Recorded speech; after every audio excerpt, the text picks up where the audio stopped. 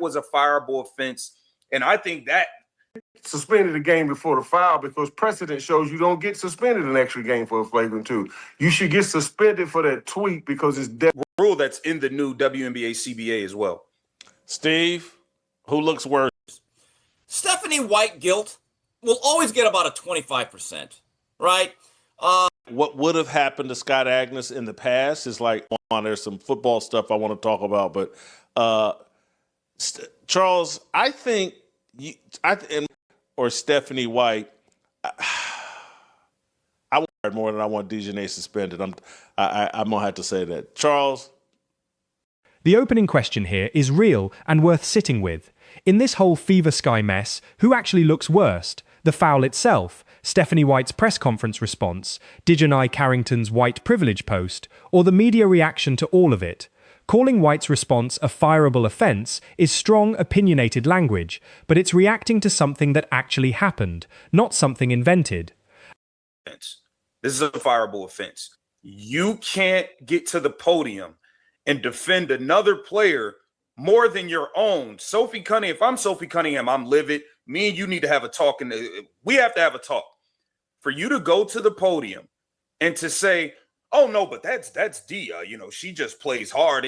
What does it matter? It was a dirty play. She deserved to be thrown out. Stephanie White, that was a fireable offense.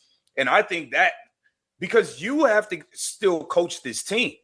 Monica McNutcase and Andrea Carter don't have to be around The specific complaint here is real too. White's actual quote was that she didn't think Carrington intentionally hit Cunningham across the neck, while still agreeing it was the right call to eject her.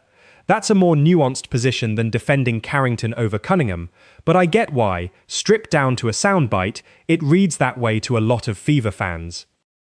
Suspended. I'm gonna have to say that. Charles? That's an easy one. That's an easy one because you got to remember this. Coaches and general managers in that league, they stick to a script. So whatever Stephanie White said, she's been given a script.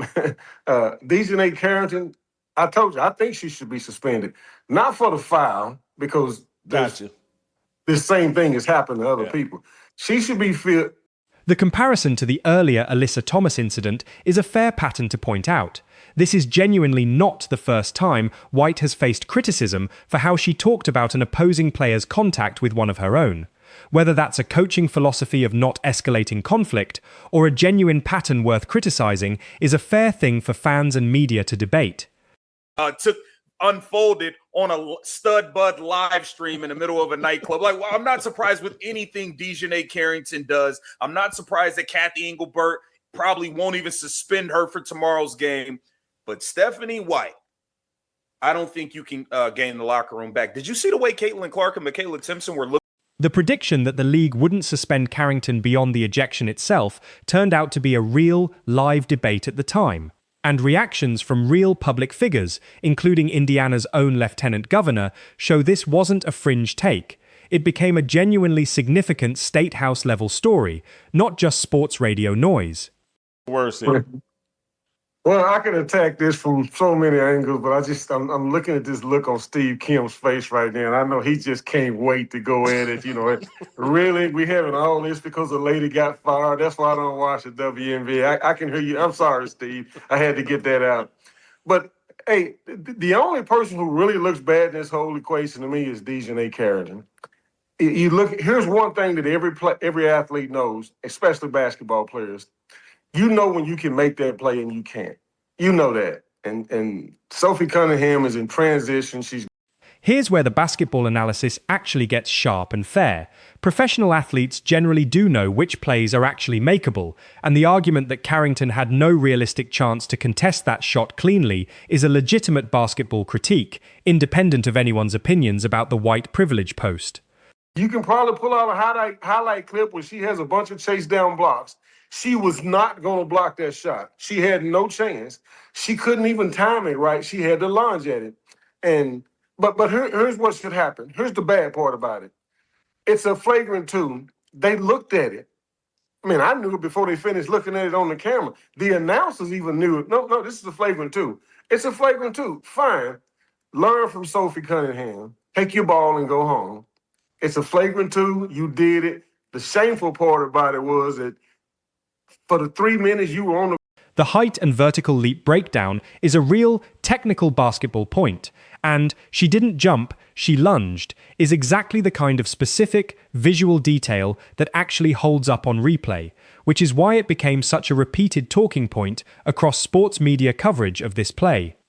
Yes, that's the one. That's the one. Hold on real quick, Steve. You and Charles, very quickly before I move on. There's some football stuff I want to talk about, but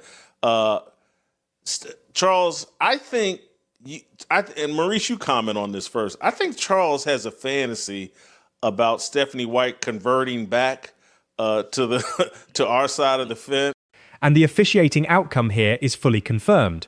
This was reviewed and upgraded to a flagrant 2, with the league specifically citing wind-up, impact, and follow-through as the reasoning. That's not opinion, that's the actual, documented basis for the ejection. Had a preference.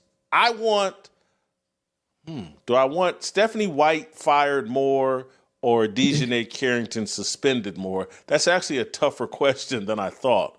But who's more worthy of being fired and or suspended, DiDN or Stephanie White? I want Stephanie White fired more than I want DiDN suspended. I'm gonna have to say that. Charles? That's an easy one. That's an easy one because you got to remember this: coaches and general managers. The basketball consequences point is real too. Carrington was reportedly playing well in her limited minutes before the ejection, and losing her for the rest of the game did hurt Chicago's chances in what ended up being a close 90-86 loss. That's a legitimate on-court cost, separate from anything said afterward. Stephanie White guilt will always get about a 25%, right? The sister, SISTA hood, they probably get another 25 to 35%. You know what you're not talking about, though, Jason?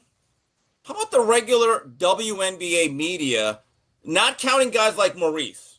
I think that, but again, the suspension argument here is actually pretty sharp policy reasoning. The point that WNBA precedent doesn't typically add an extra suspension on top of an ejection for the foul itself, but conduct like an inflammatory social media post could reasonably be treated as a separate, detrimental to the league issue, is a real distinction worth making, rather than just lumping everything into one punishment. For the foul, because precedent shows you don't get suspended an extra game for a flagrant 2. You should get suspended for that tweet because it's detrimental to the league. And that's where the league needs to step up, because that's the same.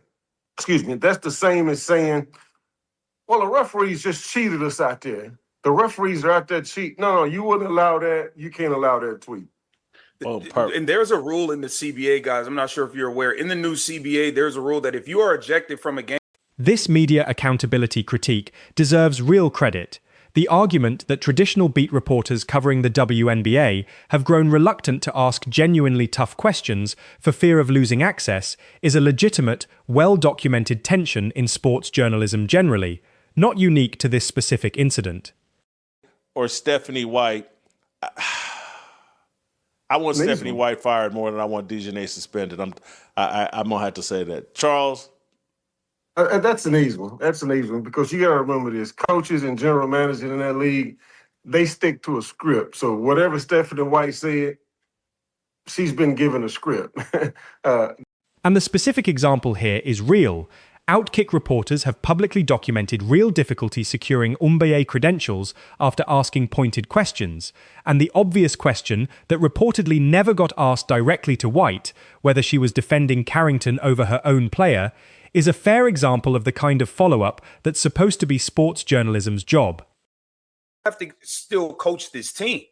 Monica McNutcase and Andrea Carter don't have to be around the team. None of these people on ESPN have to be around the locker room.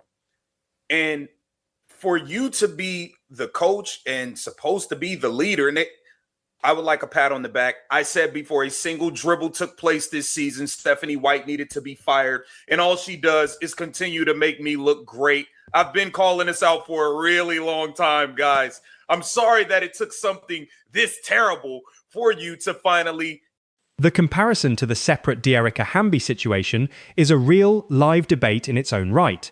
Weighing a coach's job security against a player's disciplinary record is a genuinely tricky question, and reasonable people are landing in different places on which situation deserves the harsher consequence. But here's what should happen. Here's the bad part about it. It's a flagrant 2. They looked at it. I mean, I knew it before they finished looking at it on the camera. The announcers even knew it. No, this is a flagrant 2. It's a flagrant 2. Fine. Learn from Sophie Cunningham. Take your ball and go home. It's a flagrant 2. You did it. The shameful part about it was that